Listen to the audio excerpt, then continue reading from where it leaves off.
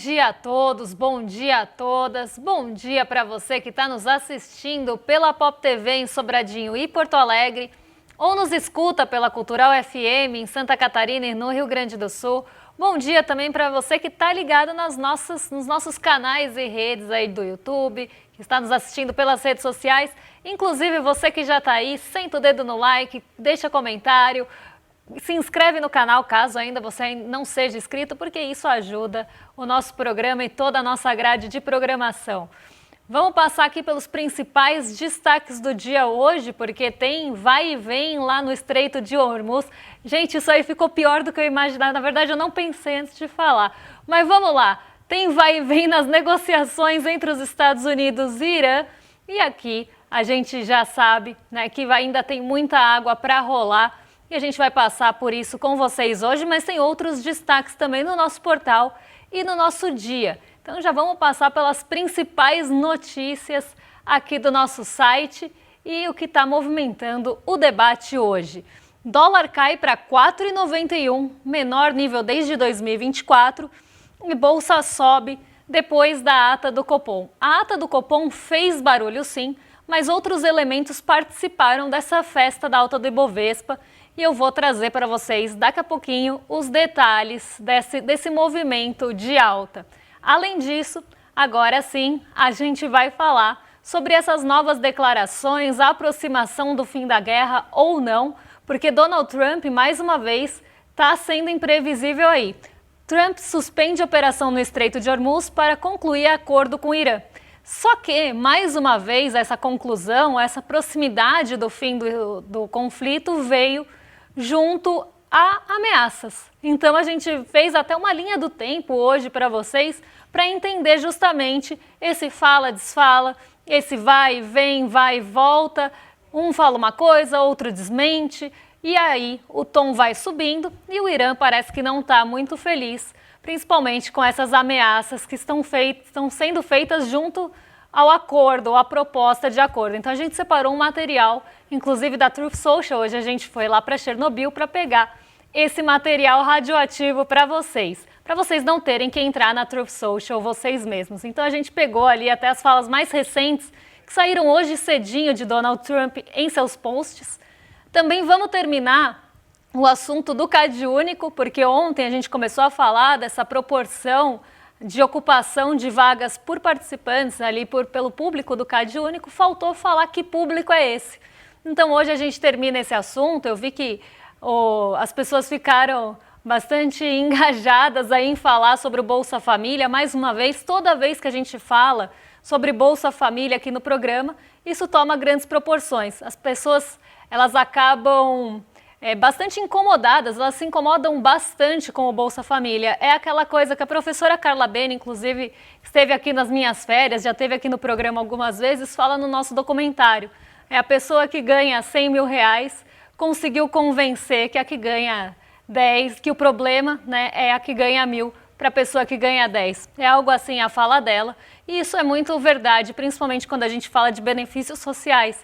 Porque parece que a grande mídia, os empresários conseguiram convencer o resto da população que o problema é quem ganha o benefício social. E isso causa uma revolta em proporções muito desmedidas. Isso, a gente teve uma amostrinha disso, inclusive, no nosso post ontem, justamente falando dessa notícia. E além disso, se der tempo, hoje a gente desenrola e fala da minha dívida, que é o desemprego. Não sei se vai dar tempo de chegar até lá, porque a parte do Trump deve tomar uma proporção grande aqui no programa, mas vamos fazer todos os esforços para que a gente chegue no final da nossa pauta. Eu vou só beber uma aguinha aqui, porque, como vocês perceberam, estou meio engasgada, mas daqui a pouquinho a gente volta, pausa estratégica para minha hidratação, pausa da reidratação aqui, como acontece no futebol.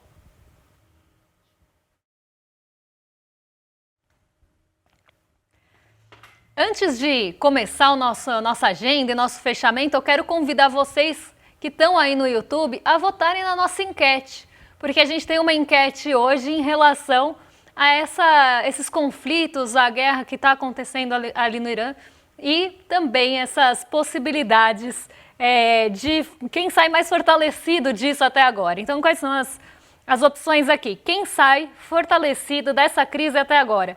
O Trump, que negociou com pressão militar, o Irã, que resistiu e continua em pé, ou a China, que não fez nada e deve lucrar com tudo isso? Então essas são as 3 alternativas que estão aí no chat. E no finalzinho do programa a gente passa o resultado dessa enquete para vocês. Então a enquete está aberta e eu convido todos vocês a votarem para a gente ver como é que está o sentimento de vocês em relação ao conflito dos Estados Unidos com o Irã. Vamos passar pela nossa agenda, porque hoje tem Brasilzão na agenda, mas não só isso, tem outros indicadores que devem ganhar relevância, mas ainda esse acordo e essa possibilidade de negociação entre os Estados Unidos e o Irã devem ganhar ainda protagonismo. Vamos continuar aqui, então, já falando da nossa agenda, porque às 5 horas da manhã saiu o PMI composto de serviços final de abril, lá na zona do euro. Às 5h30, na sequência, o PMI também foi conhecido, ou os PMIs, né, porque são 2, foram conhecidos lá no Reino Unido. E 6 horas da manhã teve PPI, o famoso Índice de Preços ao Produtor de março da zona do euro. 9h15, na sequência, saiu o relatório de vagas e dos empregos no setor público, que é a criação de empregos no setor público, o famoso relatório ADP. Então, essa semana a gente tem aquela sequência famosa, relatório JOLTS, que fala da criação de vagas de forma mais ampla, o ADP, que fala de criação de empregos no setor privado, e depois sai o Payroll, que vai trazer um raio-x, um pouco mais de detalhamento do mercado de trabalho dos Estados Unidos. Eles sempre saem na sequência, então uma semana marcada por dados de emprego nos Estados Unidos depois de uma super quarta na semana passada. E aqui, para quem já assistiu o programa sabe, mas para quem ainda não sabe eu vou contar, o mercado de trabalho tem ficado muito no radar para as decisões de juros e de política monetária lá nos Estados Unidos. Inclusive, Jerome Powell falou isso na sua última coletiva depois da decisão de juros. Esse mercado de trabalho está sendo acompanhado de perto, então esses dados devem continuar relevantes em relação à sua publicação, divulgação e leitura, interpretação. Às 10 horas, saiu o PMI composto de abril aqui nos Estados Unidos e hoje também teve PMI serviços aqui no Brasilzão. Os dois sempre saem juntos. Primeiro sai o industrial, depois sai o PMI composto e o de serviços. A gente ainda tem um pouquinho de agenda na sequência, então já vamos passar para a próxima página, porque às 11h30 aqui amanhã, daqui a pouquinho, nos Estados Unidos, tem aqueles dados de estoque de petróleo, gasolina, destilados e taxa de utilização das refinarias na semana até o dia 1º de maio. Dado também que tem ganhado relevância, principalmente agora. Já tinha ganhado relevância com a eleição de Donald Trump, e agora, com os conflitos em uma região produtora e importante para a logística do petróleo, esses dados ganham ainda mais relevância. Às 2h30 aqui no Brasil tem o nosso velho conhecido fluxo cambial semanal, que aparece na agenda toda semana. E também às 2h30 o Banco Central divulga o ICBR, não é o IBCBR, é o Índice de Commodities aqui do Brasil, relativo ao mês de abril. Às 8h50, lá no Japão, tem a publicação da ata da penúltima reunião de política monetária. Então, dados importantes hoje no radar, principalmente os dados de emprego lá nos Estados Unidos, e o PMI pode até ganhar um pouco de atenção pensando em ritmo da economia, mas não é um número que normalmente faz muito barulho, como a gente tem no caso da inflação ou dos dados dos setores de crescimento. O PMI é mais um termômetro de ritmo. Ainda assim, importante para a gente ver como é que está esse andamento dos setores, se eles estão desacelerando, se eles aceleraram, se eles estão em expansão ou em contração, nesse momento de aperto monetário que a gente ainda vive, mesmo com os cortes da Selic. Então, continua sendo um dado importante, mas que normalmente não é o dado que tem o maior protagonismo na agenda. Hoje, o que deve realmente ficar sob os holofotes é o dado de emprego dos Estados Unidos e toda essa questão envolvendo os Estados Unidos e o Irã, que a gente comenta daqui a pouquinho com vocês. Vamos passar agora pelo nosso fechamento, porque ontem a Bolsa teve nova trégua, respirou um pouco, tomou um pouquinho de fôlego, mas sem grandes convicções aqui, sem muita empolgação. Foi uma alta puxada por setores específicos, eu diria, e sem muita empolgação mesmo. Foi uma reação praticamente mais moderada ali, né, uma reação um pouco mais contida, eu diria, em um dia que o petróleo teve descompressão. Então, o petróleo vinha pressionando muito os mercados, de forma geral, e ontem esse mercado trouxe um alívio, e aqui até por algumas questões um pouco mais específicas de expectativa, eu diria, não é nem nada concreto, mas as expectativas dessa proximidade de um acordo entre os Estados Unidos e o Irã, que ora parece que vai para frente e ora parece que jogaram água no chope. Vamos ver aqui como é que foi então a alta da nossa bolsa, porque o Ibovespa subiu 0,62, como eu falei, foi mais moderado, foi um pouco mais contido e com pouca convicção, porque não foi aquele otimismo generalizado, não foi algo que levou todas as ações para o terreno positivo. Pelo contrário, os bancos subiram e bancos têm grande peso no Ibovespa, então a alta do setor financeiro acaba levando o Ibovespa para o terreno positivo, isso porque havia expectativa de divulgação dos resultados dos bancos, e começando pelo Itaú, que teve aumento de 10% no seu lucro, né? Teve um lucro aí de 12 bi, mas parece que não é suficiente, eles nem comemoraram tanto assim. É pouco lucro, está lucrando pouco o Itaú, né? Que é uma ironia, antes que venham me criticar no chat e nos comentários. A Gerdau e as empresas mais ligadas à mineração e siderurgia, mineração nem tanto porque a Vale não puxou, mas a siderurgia especificamente, acabaram também levando o Ibovespa para o terreno positivo. E outra ação que teve uma participação, fez uma festança ontem, foi a Ambev, que acabou subindo mais de 15%, teve uma boa reação em relação aos resultados. Então a gente vê, né, o Ibovespa sendo puxado por setores específicos, e esses setores muito ligados ou à expectativa dos resultados ou já uma comemoração desse lucro divulgado e outros números também. Já o setor de commodities sofreu, e o setor de commodities também tem grande peso. Então essa alta de 0,62 foi limitada justamente pelas outras ações, os outros pesos pesados do Ibovespa, caso da Vale e da Petrobras. A Petrobras caiu respondendo ao movimento do preço internacional do petróleo, que recuou ontem, então foi um dia de queda no petróleo, justamente pelo que eu já expliquei, a proximidade de uma possível conversa, de uma possível negociação, mesmo que ainda nada muito concreto, mas só aquela coisa de manter o cessar-fogo e ter alguma faísca de conversa aparecendo, né, uma conversa ali um pouco mais eminente, isso já fez com que os mercados ficassem um pouquinho mais otimistas e o petróleo recuasse. A ata do Copom também trouxe um certo otimismo. Eu diria até que ela ficou um pouco mais em segundo plano, mas ela motivou também um pouco da alta da Bolsa, porque estimulou o apetite pelo risco. Então, a partir do momento que o Copom fala que justifica ali a queda, vai acompanhar os próximos dados e pode continuar com os cortes sem sinalizar nada, mas trazendo essa possibilidade, já que justificou a queda num primeiro momento, já fez com que os juros futuros caíssem, e foi um dia até também de alta do real, né? Fortalecimento do real, porque o dólar caiu. Vamos colocar aqui na nossa tela, e esse fortalecimento do real e essa queda do dólar não veio somente por essa questão da ata do Copom, porque se fosse só olhando para a renda fixa, não justificaria. Foi justamente o apetite pelo risco e essa vinda para os países emergentes para buscar algumas oportunidades aqui na nossa bolsa que fizeram com que o dólar se enfraquecesse e caísse frente ao real. Então ontem a gente chegou a 4,91, um patamar importante aí, porque a gente vai se afastando cada vez mais dos R$5.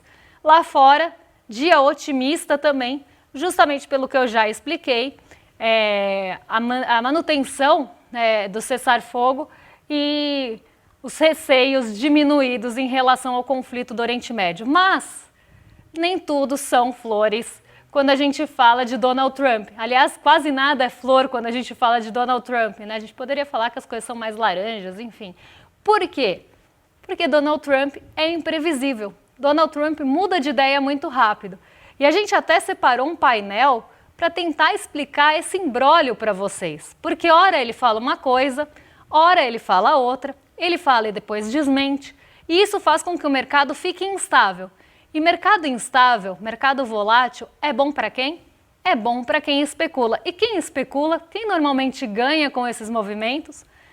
Pessoas ligadas, inclusive, com o Trump têm ganhado com esses movimentos. Até porque Donald Trump já sabe o que ele vai falar, já sabe os posicionamentos. Acredito eu que ele já saiba o que ele vai falar. Então, ele pode se posicionar antecipadamente e avisar pessoas para que também se posicionem de forma que elas surfem no movimento que vem por aí, já que o mercado é previsível diante de certos movimentos.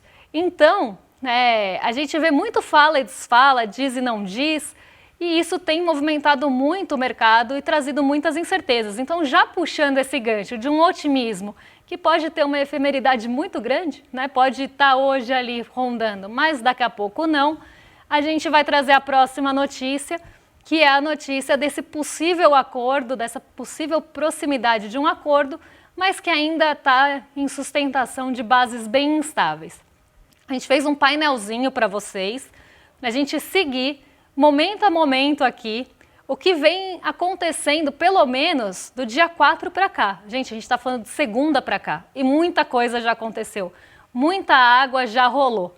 Então vamos ver aqui o painel para vocês acompanharem em casa e eu vou explicando esse desenrolar da história ao longo dos dias.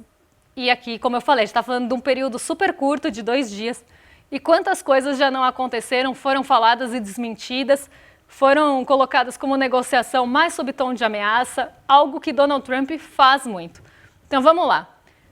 Dia 4 de maio, a gente está falando de segunda-feira aqui. Ataques de drones vindos do Irã atingem área petrolífera em Fujairah, nos Emirados Árabes. Aqui, gente, eu peço desculpa porque talvez eu esteja falando os nomes errados, mas vamos lá. Estados Unidos dizem ter afundado 6 embarcações iranianas que ameaçavam navios civis no Estreito de Hormuz. Trump acusa o Irã de atacar embarcações de países não envolvidos diretamente nas operações americanas ou estadunidenses. E aí o que acontece? As versões são todas desmentidas. Então o ataque de drone é desmentido, depois falam que os Estados Unidos falam que afundaram as 6 embarcações que ameaçavam os navios civis, e aí os navios são colocados ali, mas será que eram navios civis mesmo? Que barcos eram esses que estavam fechando o estreito? Depois Trump acusa o Irã de atacar as embarcações de países não envolvidos, e tudo isso vai sendo desmentido. Então, é uma guerra de versões mesmo, As versões são colocadas, e como ninguém consegue saber o que está sendo dito e o que vai ser desmentido na sequência, o mercado fica super nervoso em relação a isso. Aí a crise começa com ataques e respostas militares dos Estados Unidos. No dia 5, conhecido como terça-feira, o Irã começa a rejeitar a pressão dos Estados Unidos. Então, na segunda, começa uma escalada, principalmente em relação a essas versões desmentidas, e depois há uma pressão, que começa no finzinho da segunda, e o Irã rejeita essa pressão vinda dos Estados Unidos. O presidente iraniano disse que as exigências dos Estados Unidos são impossíveis e inalcançáveis. Teherã afirmou que aceitava o diálogo, mas não sob ameaça militar. Então ele disse, olha, a gente conversa com os Estados Unidos, mas a gente não vai aceitar a pressão e a ameaça militar. Ao mesmo tempo, o Irã disse que as ameaças e as intimidações não iam levar a lugar nenhum, mas deixa a porta aberta para o diálogo, rejeitando um ultimato. Então, o que o Irã coloca aqui na possibilidade de negociação? A gente conversa com os Estados Unidos, desde que isso não venha acompanhado de ameaças, de subidas de tom, de pressões militares. Então, o Irã coloca alguns termos para conseguir negociar com os Estados Unidos, porque o Irã já sabe que os Estados Unidos sempre vão para a mesa de negociação com o tom de ameaça junto, sempre subindo o tom junto à possível negociação. Aquela coisa de morde e assopra de Donald Trump. Vamos continuar aqui no nosso próximo painel. Vamos lá, gente.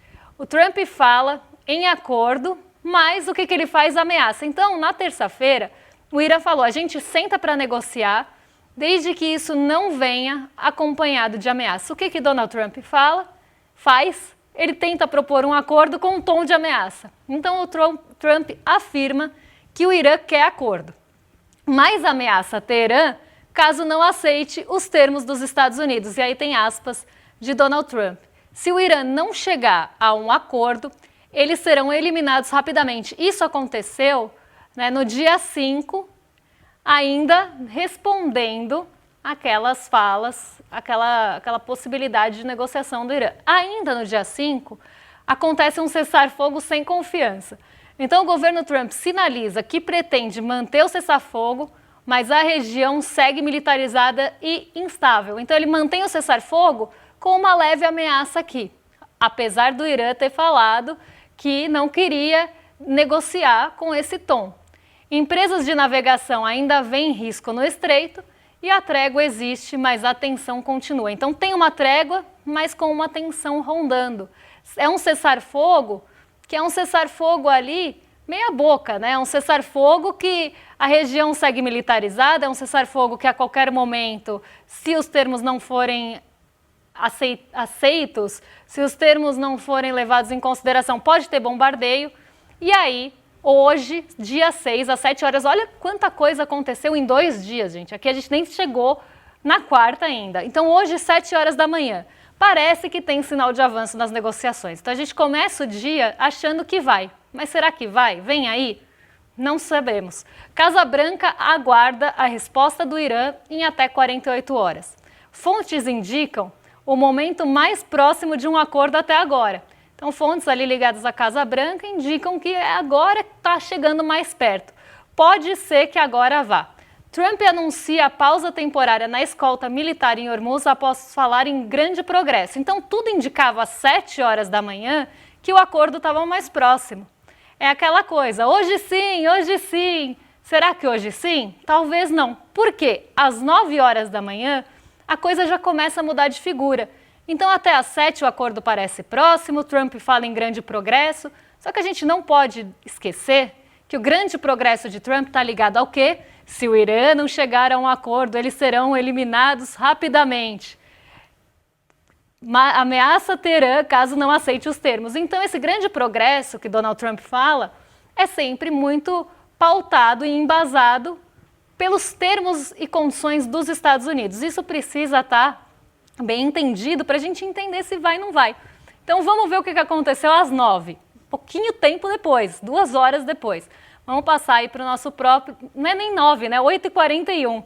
Trump oferece saída, mas ameaça bombardear. Então ele está fazendo justamente o que o Irã falou que não ia aceitar. Como é que ele vai falar que um progresso está próximo se ele está colocando termos e condições que são justamente os termos e condições que o Irã falou no dia 5, conhecido como ontem, que não ia aceitar? Mas vamos lá.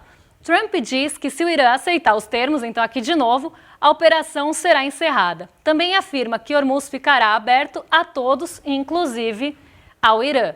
Mas ameaça retomar os bombardeios em intensidade muito maior se Teherã não aceitar. Acordo na mesa e bombardeio segue como ameaça. Então ele coloca o acordo na mesa, é a mesma forma de operar, é o mesmo modus operandi que ele teve no tarifaço. Então ele coloca os termos e condições como se ele tivesse em situação de superioridade e os outros países que abaixem a cabeça, que sejam submissos ao que Donald Trump está pedindo. Porque senão os bombardeios em intensidade muito maior vão ser retomados, que é justamente o que o Irã falou que não queria, negociar sob pressão, negociar sob ameaça militar, e Donald Trump está fazendo isso. 9 horas, parece que está perto de um pacto com Teherã, mas olha o que Donald Trump faz na sua Truth Social nesse momento, porque aqui nesse intervalo, das 8h41, é justamente quando ele posta na sua própria rede social. A gente tem o Truth dele traduzido aqui para vocês, eu vou colocar na tela, depois a gente volta aqui nas 9 horas da manhã. Palavras de Donald Trump aqui, abre aspas. Supondo que o Irã concorde em ceder o que foi acordado, então já começa com uma condição. O que talvez seja uma grande suposição, a já lendária Operação Epic Fury chegará ao fim. E o altamente eficaz bloqueio permitirá que o Estreito de Hormuz fique aberto a todos. Aqui ele está falando justamente do que a gente estava colocando ali às 8h41, inclusive ao Irã. Se não concordarem, os bombardeios começarão e, infelizmente, serão em nível e intensidade muito maiores do que antes. Agradeço a atenção a esse assunto, presidente Donald J. Trump. Então, aqui são as falas. Ali a gente estava referenciando Donald Trump, mas aqui é justamente o que ele falou com aspas e publicações de Donald Trump. Então, justamente ele está falando que o bombardeio vai ser maior, que ele vai eliminar o Irã, que precisa aceitar termos e condições dele. Casa Branca acredita estar perto de um pacto. Talvez eles estejam acreditando sozinhos, né? Pode ser aquela coisa que só um lado acredita na continuidade e o outro não. Proposta seria um memorando curto para encerrar a guerra. Depois abriria caminho para uma negociação nuclear mais ampla e o Irã parece que está avaliando essa proposta dos Estados Unidos. O memorando pode encerrar a guerra e abrir a negociação nuclear, às 9 horas da manhã. 9h25, o que o Donald Trump faz? Esfria o acordo. Na verdade, ele não esfria o acordo, ele esfria o encontro direto. Apesar do otimismo, Trump disse que ainda é cedo demais para negociações presenciais, porque ele foi perguntado por uma repórter do New York Post se era a hora de um encontro presencial e se deveriam mandar um representante para lá. E aí o que ele respondeu quando questionado sobre essa negociação nova, uma nova rodada de negociação direta? Acho que ainda não é o momento de mandar ninguém para lá. Acordo possível, mas uma reunião direta com o Irã ainda está distante. Então, o que a gente vê aqui? Né? Que Donald Trump tem os seus termos e condições, caso o Irã aceite, sempre nessa posição de superioridade, aí sim o memorando vai rolar e possivelmente uma negociação em relação aos acordos nucleares também vão acontecer, mas ele não tem ainda um momento ou uma data ou uma possibilidade de encontro direto no Irã. Ele falou que nem é melhor nem mandar ninguém para lá, falou que é cedo demais para isso e ainda colocou os termos e condições que são justamente contrários ao que o Irã colocou como proposta ali, como base da proposta para analisar, na verdade como base de condição também para analisar as propostas dos Estados Unidos. Então, olha quanta coisa mesmo aconteceu da segunda-feira para cá, quanto vai e volta não aconteceu, quantas coisas não foram desmentidas e enquanto isso o mercado fica entre otimismo e pessimismo, otimismo e pessimismo. E como eu falei, a instabilidade favorece quem especula. Então aqui vocês já conseguem tirar suas próprias conclusões do que está acontecendo entre os Estados Unidos e o Irã e quem ganha também com tudo isso. Falando em quem ganha com tudo isso, será que a gente já tem o resultado da nossa enquete? Deixa eu ver aqui se a gente já tem esse resultado. Já temos o resultado da enquete, então vamos colocar aqui. Quem sai mais fortalecido dessa crise até agora? Trump negociou com pressão militar 3%. Até porque, gente, ele está perdendo, eu não ia enviesar vocês, mas Trump está perdendo inclusive o apoio dentro dos Estados Unidos, não só porque as pessoas têm se posicionado contra o conflito, mas também porque próprio Donald Trump falou que ia conter a inflação, disse que a inflação assolava os estadunidenses, que ele ia reduzir os preços e o que ele está fazendo com tudo isso? Aumentando o preço não só de combustíveis e derivados do petróleo, como também de outros alimentos e outros produtos em cadeia que dependem de logística, que dependem do petróleo. Então, medida muito impopular, eu acho que ele não sai fortalecido disso mesmo. Irã resistiu e está de pé com 50%, então 50% das pessoas acredita que o Irã resistiu e está de pé e sai mais fortalecido dessa crise toda. E 46% aqui, quase empatado, a China, que não fez nada e vai acabar lucrando com toda essa história. Bem apertada aqui a votação, mas muito interessante o resultado aqui da nossa enquete. Você quer saber mais de toda essa história, desse xadrez geopolítico de tudo o que está acontecendo entre os Estados Unidos, o Irã e como o Brasil pode ser afetado em relação a tudo isso? Se você não viu ontem, eu recomendo fortemente que vocês assistam a aula do Jamil Chad, que foi uma aulaça. Depois teve um debate com Heloísa Vilela, o Edu e o próprio Jamil Chad. Então foi um encontro incrível e que, se você perdeu, a gente está dando uma chance extra para vocês acompanharem. Para assistir esse replay que está liberado, é só entrar em iclmercado.com.br ou apontar a câmera aqui para o QR Code no cantinho da tela. Vocês vão assistir essa aula ou reassistir essa aula, que foi realmente incrível. Todo mundo elogiou a aula de Jamil Chad, inclusive eu. Então faço o convite aqui para que vocês assistam ou reassistam, caso já tenham assistido, para ainda absorver mais a aula do Jamil, que está imperdível mesmo. Então, replay liberado para entender ainda mais esse imbróglio geopolítico que está acontecendo entre os Estados Unidos e Irã e como isso também chega ao Brasil, porque, querendo ou não, todos os países acabam afetados por tudo que está acontecendo lá fora. Vou rolar agora para os nossos vizinhos de cima, porque o Rolê ICL vem na sequência com o William De Luca e Guga Noblat. E amanhã eu tô de volta para falar o que mexe com a nossa bolsa, com o nosso bolso e com as nossas vidas. Espero cumprir minhas dívidas, porque eu só tô acumulando. Daqui a pouco tô pagando juros de 450% com vocês. Um beijão e até lá. Estão impedindo países de regular as Big Techs, ameaçando a soberania digital e a democracia brasileira às vésperas das eleições. Ainda artigos de Jamil Chad, Nina Lemos e muito mais. Revista Liberta. Independência em cada palavra.